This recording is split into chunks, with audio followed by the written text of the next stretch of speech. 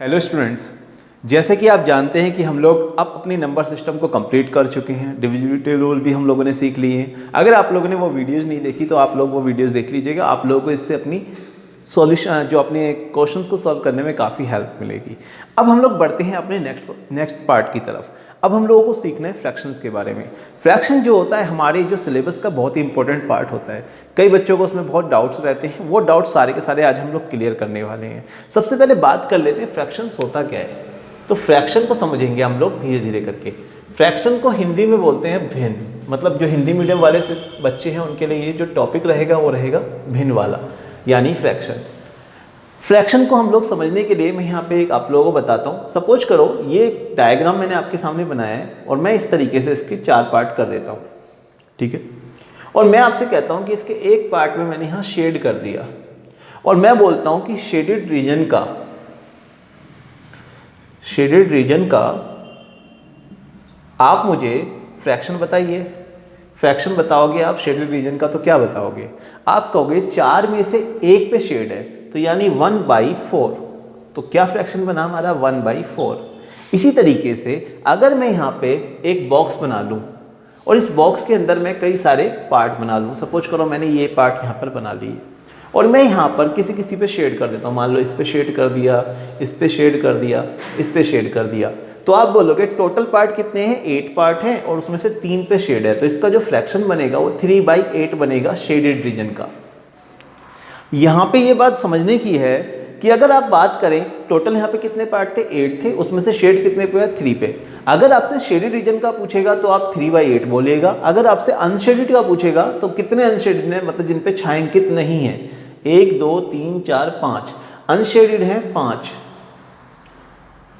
आप शेडेड और अनशेडेड को मिला देंगे तो आपका आंसर आएगा 8/8 यानी कि 1। तो यानी कि पूरा का पूरा हमारा कंप्लीट हो जाएगा अगर हम शेडेड और अनशेडेड को मिला दें तो इस तरीके से हम लोग क्वेश्चंस को सॉल्व करेंगे। लेकिन फ्रैक्शंस के बारे में अभी हम लोग थोड़ा सा भी समझ लें, इससे पहले मैं आप लोगों को फ्रैक्शंस का मीनिंग समझाता हूं। देखो, अगर हम लोग, मैं यहां पे इसको पहले रफ कर लेता हूं। होता क्या है, हम लोग फ्रैक्शंस को क्यों अच्छे से समझ नहीं पाते? क्योंकि ज़्यादातर हम लोग जो होते हैं होल नंबर में जो हमारा जो दिमाग काम करता है वो होल नंबर में ज़्यादा अच्छे से कर पाता है। फ्रैक्शंस में थोड़ा सा हम लोगों को डिफिकल्टी फील होती है। नॉर्मली अगर मैं बात करूं कोई भी any number which is right in the form of a/b, आप इसके p/q भी ले सकते हैं, where b should not be equal to 0। आप इसे बोल दीजिए ये फ्रैक्शन होता है। मतलब कोई भी नंबर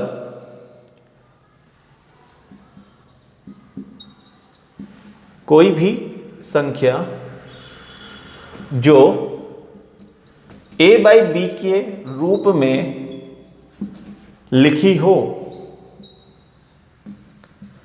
उसे भिन्न कहते हैं।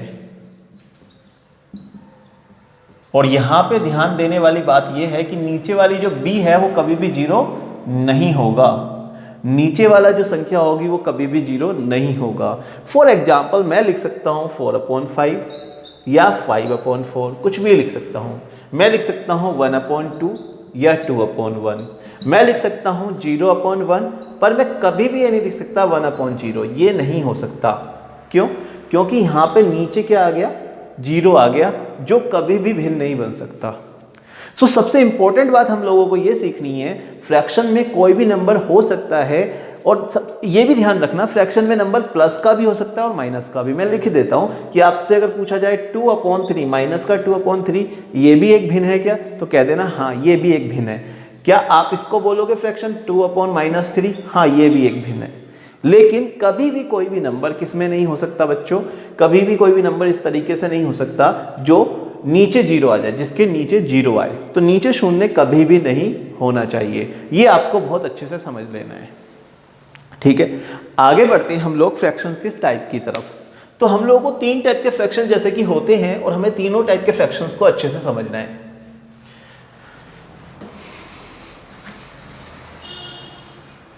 देखो फ्रैक्शंस के 3 टाइप क्या क्या है। तो फ्रैक्शंस के मैं आपको 3 टाइप इस वीडियो में कवर कराने वाला हूं। सबसे पहले बात करूंगा मैं प्रॉपर फ्रैक्शन की। प्रॉपर फ्रैक्शन, प्रॉपर फ्रैक्शन की बात करेंगे सबसे पहले। प्रॉपर फ्रैक्शन किसे कहते हैं? प्रॉपर फ्रैक्शन को हिंदी में बोलते हैं कि प्रॉपर फ्रैक्शन हो जाएंगे आपके, अभी मैं आप लोगों को प्रॉपर फ्रैक्शन का जो सही जो इसका हिंदी अर्थ होगा वो मैं अभी आपको बता देता हूँ। फिलहाल आप लोग भी जैसे ध्यान आएगा बता दूंगा। अभी फिलहाल प्रॉपर फ्रैक्शन को समझ लीजिए। कोई भी ऐसा फ्रैक्शन, पहले फ्रैक्शन के बारे में एक चीज़ और बता दूं, जो ऊपर वाला ए होता है और नीचे वाला बी होता है, इसमें ऊपर वाले को क्या कहते हैं बच्चों? न्यूमरेटर, न्यूमरेटर, और नीचे वाले को बोलते हैं डिनोमिनेटर।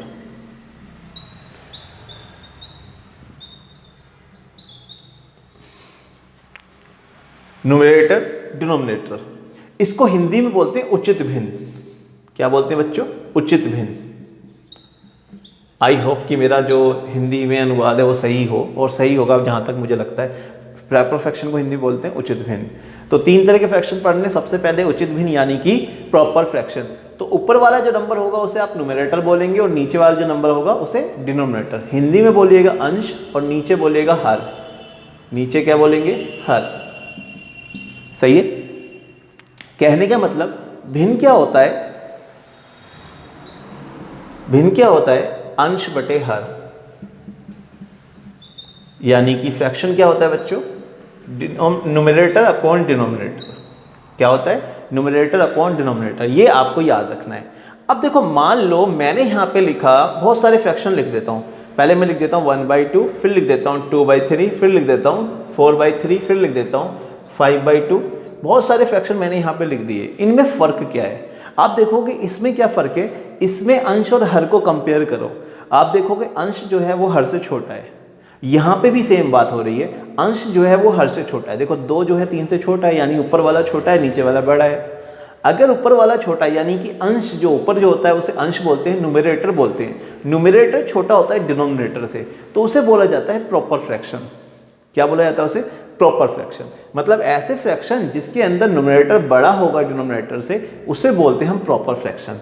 समझ में आ गया? मैं इसे यहाँ रफ कर देता हूँ और आपको अच्छे से लिख के समझाता हूँ। तो मैं प्रॉपर फ्रैक्शन के बारे में क्या लिख सकता हूँ बच्चों?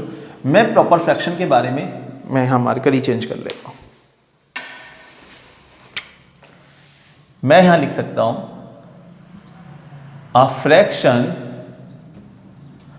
in which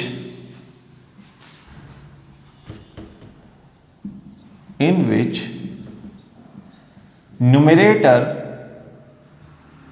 is greater than। तो मैं यहां पे प्रॉपर फ्रैक्शन की डेफिनेशन अच्छे से लिख देता हूं। A fraction in which the numerator is less than the denominator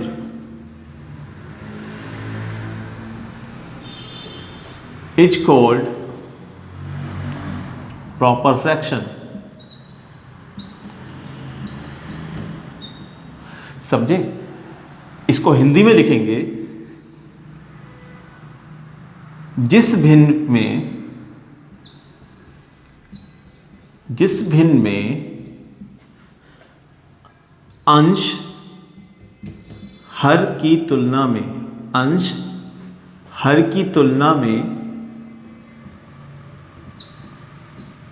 छोटा होता है,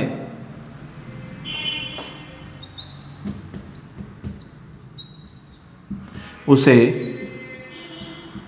उचित भिन्न कहते हैं।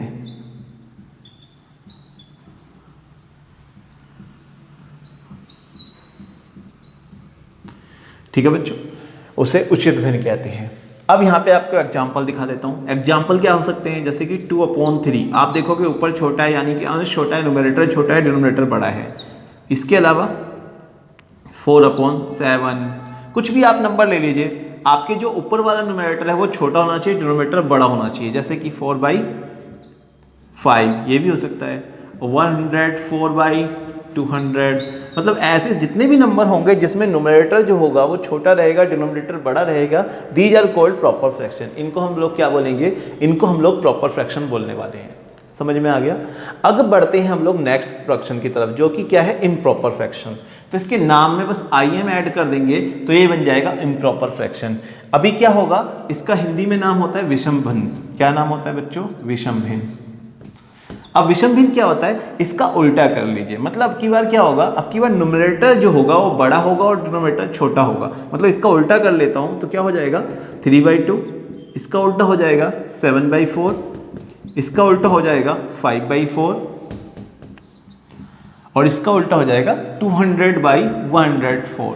आप इसके अलावा कोई और एग्जाम्पल भी ले सकते हैं, जैसे 7/2, 8/5, कोई और भी एग्जाम्पल ले सकते हैं। ये तो मैंने आप लोगों को सिर्फ समझाने के लिए ले रहा हूँ। और यहाँ पे हम लिख देंगे a fraction in which the numerator is greater than.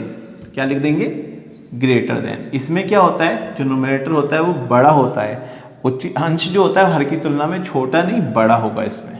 तो मैंने यहाँ पे दोनों डेफिनेशन आपको समझा दी कि किस तरीके से आप प्रॉपर फ्रैक्शन और इम्प्रॉपर फ्रैक्शन को समझ सकते हैं। तो ये था हमारा दूसरा टाइप का फ्रैक्शन, जिसके अंदर हम लोग बात कर रहे हैं कि जो अभी इससे पहले हमने प्रॉपर फ्रैक्शन में क्या पढ़ा था, जिसके अंदर जो न्यूमरेटर था वो डिनोमिनेटर से छोटा था। लेकिन अब की बार वाले केस में क्या हो रहा है, अब की बार जो न्यूमरेटर है वो बड़ा है और डिनोमिनेटर छोटा है। तो यहाँ से हम लोगों को एक बात समझ में आ गई कि फ्रैक्शंस के दो टाइप हमने सीखे हैं, कौन कौन सा, एक प्रॉपर फ्रैक्शन और एक इम्प्रॉपर फ्रैक्शन। आगे बढ़ते हैं।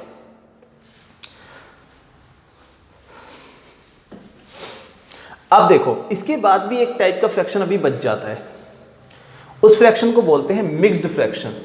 क्या बोलते हैं उसको, फ्रैक्शन को मिक्स्ड फ्रैक्शन। मिक्स्ड फ्रैक्शन किसे कहते हैं, देखो थर्ड टाइप का फ्रैक्शन है हमारा मिक्स्ड फ्रैक्शन। मिक्स्ड फ्रैक्शन को हिंदी में बोलते हैं मिश्रित भिन्न। क्या बोलते हैं, मिश्रित भिन्न। मिश्रित भिन्न किसे कहते हैं, देखो आप लोगों ने नंबर लिखे हुए देखे होंगे, जैसे 1/1/2, 2/3/7, 4/2/5। इस तरीके के जो नंबर होते हैं इसे बोलते हैं हम लोग मिक्स्ड फ्रैक्शन, यानी कि मिश्रित भिन्न। तो आई होप यहाँ पे आप लोगों को ये बात समझ में आ गई होगी, यानी कि जो ऐसे भिन्न होते हैं जो इम्प्रॉपर फ्रैक्शन, जिससे पहले अभी हमने सीखा था, अगर मान लो कोई भी नंबर मैंने लिख दिया 4/3, ये आपका एक इम्प्रॉपर फ्रैक्शन है क्योंकि इसका जो ऊपर वाला न्यूमरेटर है वो बड़ा है, तो ये इम्प्रॉपर है। अब इम्प्रॉपर फ्रैक्शन में क्या होता है, अगर इम्प्रॉपर फ्रैक्शन को डिवाइड कर दें, जैसे 3 से अगर मैं डिवाइड करूं किसको, 4 को, तो आप कहोगे 3 1 जा 3 आ गया और 1 बचा। तो मैं इसे क्या लिखता हूं, 1/ नीचे रिमाइंडर 1 बचा और 3, 1/1/3। तो ये क्या हो गया हमारे लिए, एक मिक्स फ्रैक्शन का एग्जाम्पल हो गया। आई होप यहाँ पर बात क्लियर हो गई होगी।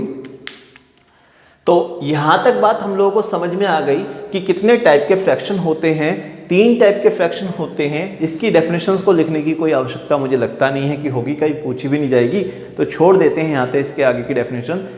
अब बात कर लेते हैं कि हम लोगों ने इन तीनों को सीख करके क्या फायदा लेना है। देखो फायदा ये लेना है कि आप लोगों को अब बेसिक टर्म्स पता लग गई कि ये जो फ्रैक्शंस है उसके कितने टाइप हैं। इसके बाद हम लोगों को इसमें क्या करना होता है, इसमें सिंपली आप लोगों को ऐड करना है, फिर सब्ट्रैक्ट सीखना है,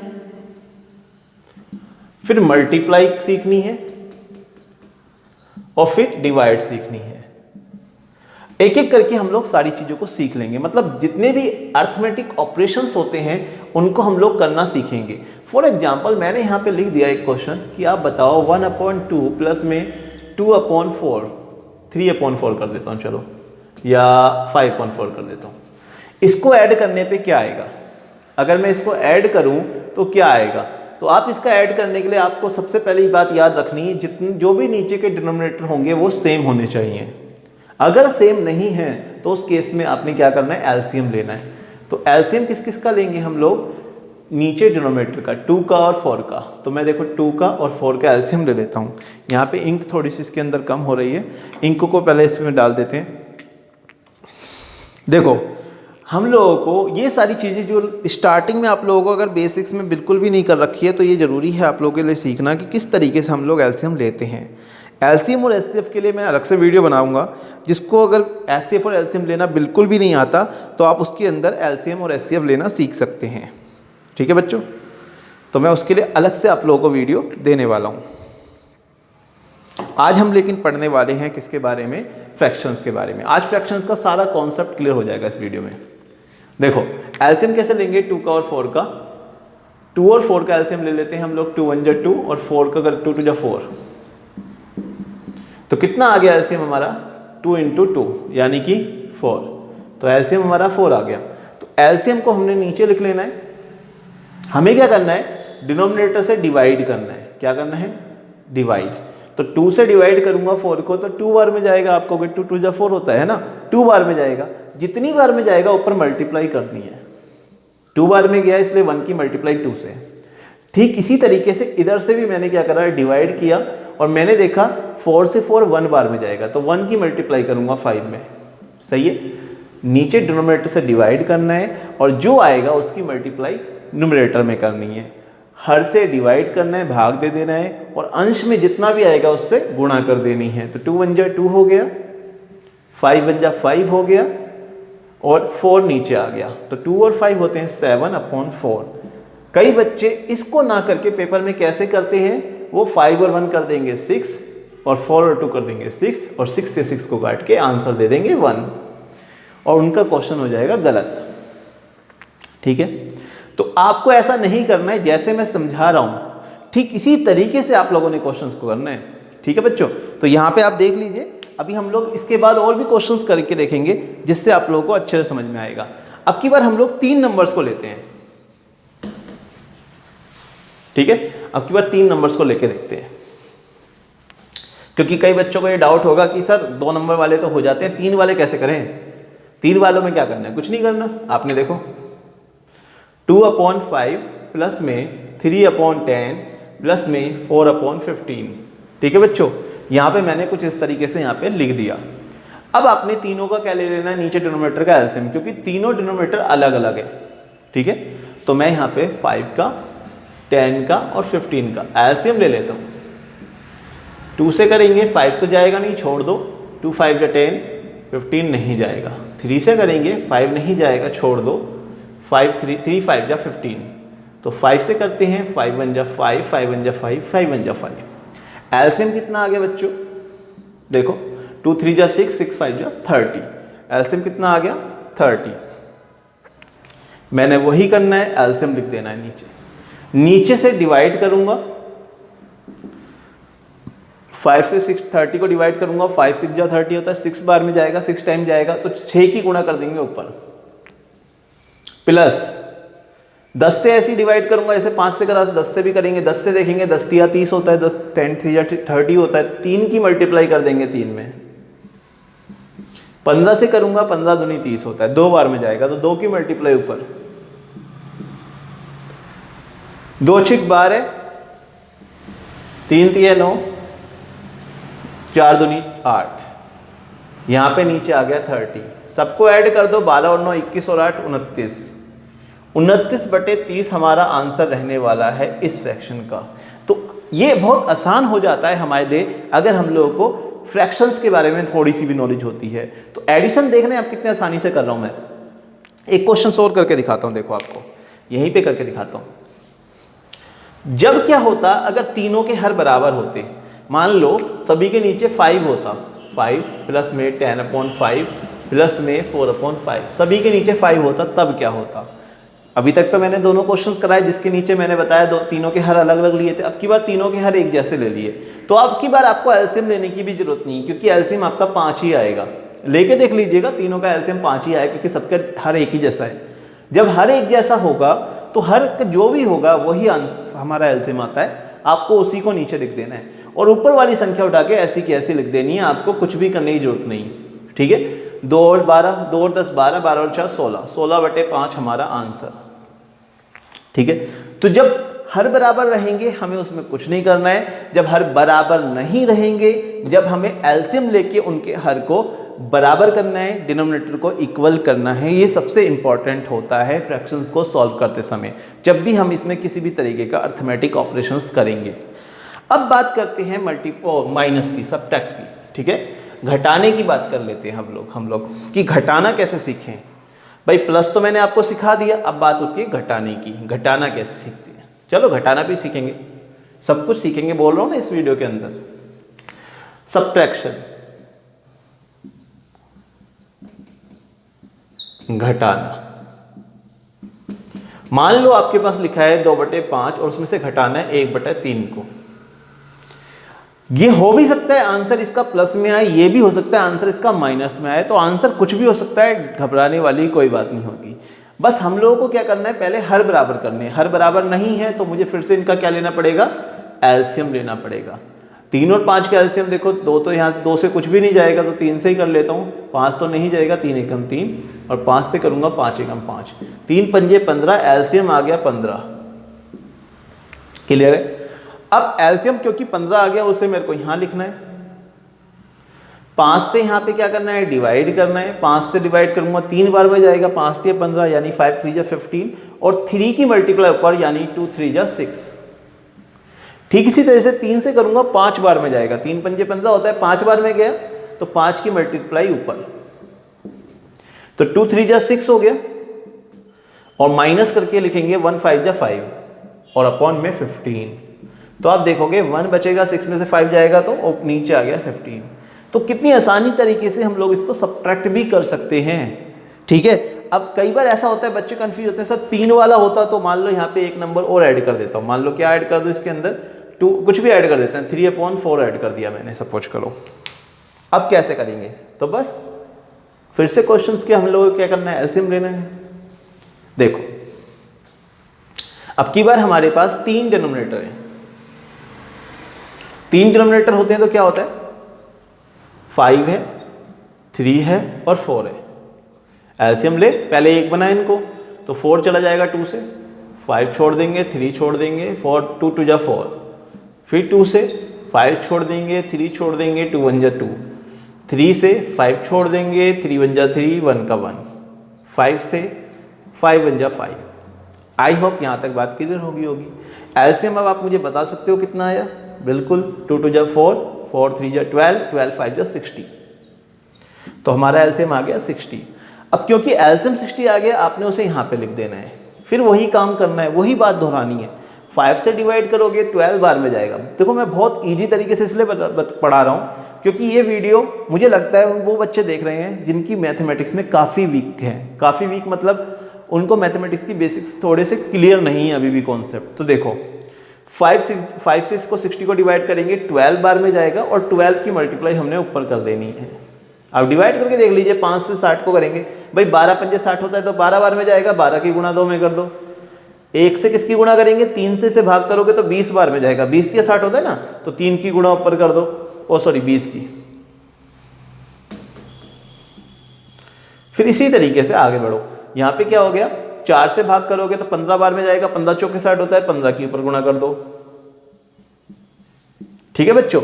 अब यहाँ पे 12 दूनी 24, 20 एकम 20, माइनस का 45, यहां पे आपका ये आ जाएगा।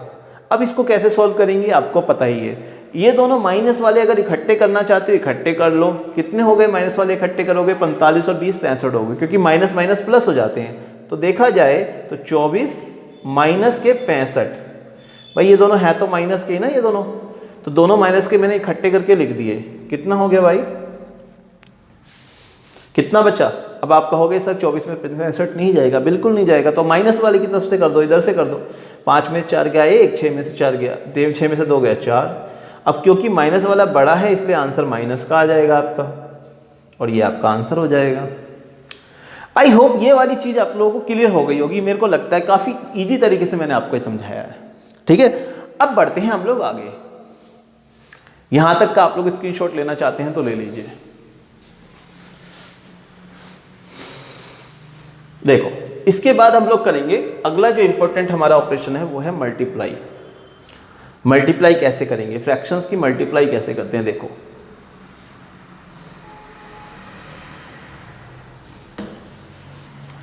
आप लोगों को अगर मल्टीप्लाई में दिक्कत होती है ना तो देखो इजी तरीके से करा कीजिए। यहाँ पे मान लो मल्टीप्लाई में लिख देता हूँ पहले कि अब हम लोग करने वाले हैं मल्टीप्लाई यानी कि गुणा।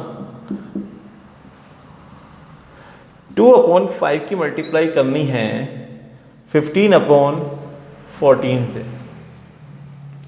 तो मल्टीप्लाई करने का सीधा सीधा नियम है, सामने सामने मल्टीप्लाई होगा, क्या होगा, सामने की ओर मल्टीप्लाई होगा, और जो आमने सामने नहीं है ऊपर नीचे है, ऊपर नीचे डिवाइड होगा, ऊपर नीचे काट देना है। तो देखो ये सामने सामने है तो इनकी मल्टीप्लाई होगी, ये ऊपर नीचे है तो डिवाइड होगी, ये भी ऊपर नीचे है तो ये भी डिवाइड में माने जाएंगे।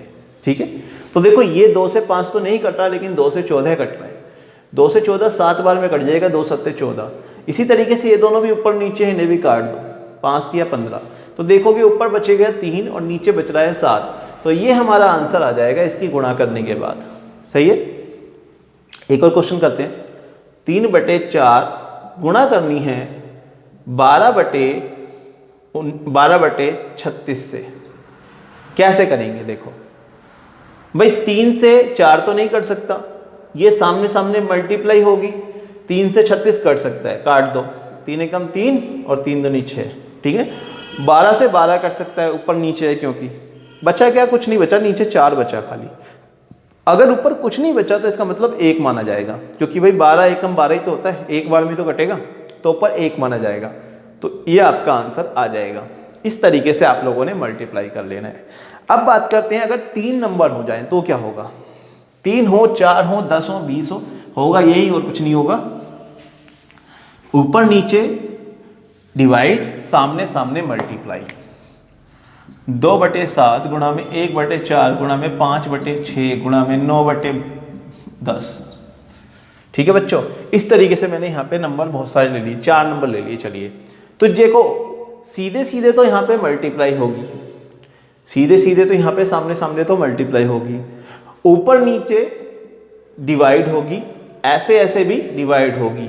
मतलब देखो ये 2 ऊपर है 4 नीचे है, 2 दूनी 4 कट गया, ये 2 नीचे है 5 ऊपर है, लेकिन ये कट नहीं सकता। ये 6 और ये 9, ये दोनों कट सकते हैं 3 के टेबल से, तो 3 दूनी 6 होता है, 3 तिया 9। ये 5 ऊपर है 10 नीचे, ये कट सकता है 5 एकम 5, 5 दूनी 10। तो हमारे पास देखो ऊपर क्या रह गया, 1 रह गया, 1 रह गया, 1 रह गया, 3 रह गया। 3 से क्या नीचे कुछ कट रहा है, नहीं कट रहा। तो देखो ऊपर तो रह गया सिर्फ 3, और नीचे क्या रह गया, 7 रह गया, 2 रह गया, 2 रह गया और 2 रह गया। तो अगर मैं इन सबकी गुणा कर दूं तो ऊपर तो रहेगा 3, और 2 7 दूनी 14 दूनी 28 दूनी 56। तो कितना आ गया, 56 आंसर। ये कट नहीं सकता, इसलिए इसको ऐसी की ऐसी अब छोड़ देंगे। ये हमारा आंसर रहेगा गुणा करने के बाद, मल्टीप्लाई करने के बाद। ठीक है बच्चों, आगे बढ़ते हैं हम लोग। अब बढ़ते हैं डिवाइड की ओर, कि डिवाइड कैसे करें। मैं आप लोगों को सीधे सीधे समझाऊं कि डिवाइड आप लोगों को करना ही नहीं है। क्या नहीं करना है, डिवाइड आप लोगों को करना ही नहीं है। पर डिवाइड वाले क्वेश्चंस तो बहुत आते हैं, सबसे ज़्यादा डिवाइड वाले ही आते हैं। हाँ बिल्कुल आते हैं, लेकिन आप लोगों को डिवाइड नहीं करना है उन्हें। तो फिर उनको सॉल्व कैसे करेंगे। अब आप कहोगे कि जब डिवाइड नहीं करेंगे तो सॉल्व कैसे करें। मान लो लिख दिया 2/5 को भाग कर दो 1/10 से। तो कैसे भाग करोगे, क्योंकि मैं कह रहा हूं भाग करना ही नहीं है। तो आपने क्या करना है, इस भाग को गुणा में चेंज करना है। क्या करना है, भाग को चेंज कर देना है गुणा में। कैसे करेंगे, 2/5 और इस भाग की जगह लिख दो गुणा। आपने साइन को बदल लिया, उल्टा कर लिया, तो आप इधर वाले नंबर को भी उल्टा कर दो, यानी इसे 10/1 कर दो 1/10 की जगह। सही है। आपने क्या करना है, 1/10 जो इस तरफ नंबर होगा, भाग के बाद वाला जो नंबर होगा उसको उल्टा कर देना है। जब साइन आप उल्टेंगे यानी बदल देंगे तो मल्टीप्लाई में चेंज किया, इसलिए इसको भी चेंज कर दिया।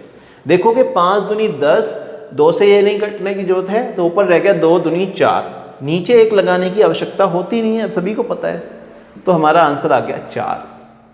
क्या होता जब 3-4 नंबर इसी तरीके से डिवाइड में आ जाते तो, है ना। चलो देखते हैं, ये भी देख लेते हैं क्या दिक्कत है।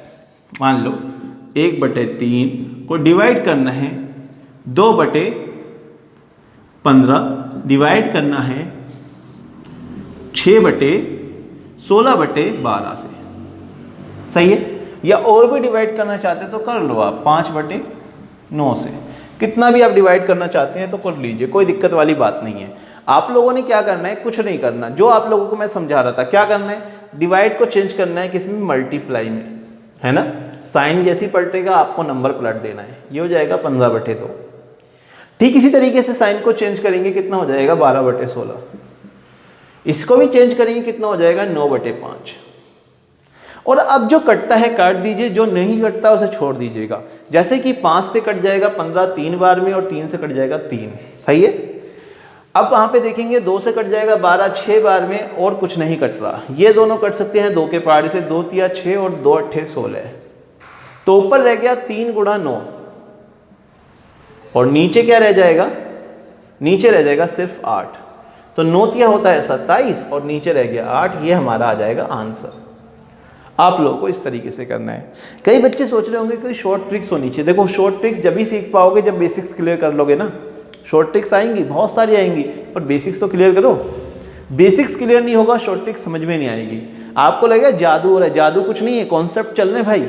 शॉर्ट ट्रिक्स में भी कॉन्सेप्ट चल रहे हैं, और उन्होंने बड़े कॉन्सेप्ट को छोटा करके समझाया है। पर पहले ये तो बेसिक्स तो पता हो, ये तो बहुत ही छोटे हैं, जो शॉर्ट ट्रिक्स से भी छोटे कॉन्सेप्ट हैं भाई। बचपन में सीखे थे प्लस माइनस, है ना। तो हम लोगों को ये कॉन्सेप्ट अपने क्लियर कर लेने हैं। अगर यहाँ तक आप लोगों को कॉन्सेप्ट में कोई भी दिक्कत है तो मैं फिर से कहूँगा, आप हमारे को कमेंट बॉक्स में कमेंट कर दीजिए। अगर हम पे समय मिला और हमने आप लोग रिप्लाई करेंगे, जरूर करेंगे, और आप लोगों को उससे रिलेटेड जो भी सॉल्यूशन हो पाएगा वो जरूर दिया जाएगा। तो मिलते हैं अपनी नेक्स्ट वीडियो में। जब तक के लिए यहाँ तक जो भी कुछ मैंने कराया है आप लोग इसको नोट डाउन कर लीजिएगा और प्रैक्टिस कीजिएगा घर पर। तो मिलते हैं अपनी नेक्स्ट वीडियो में, जब तक के लिए goodbye, thank you very much.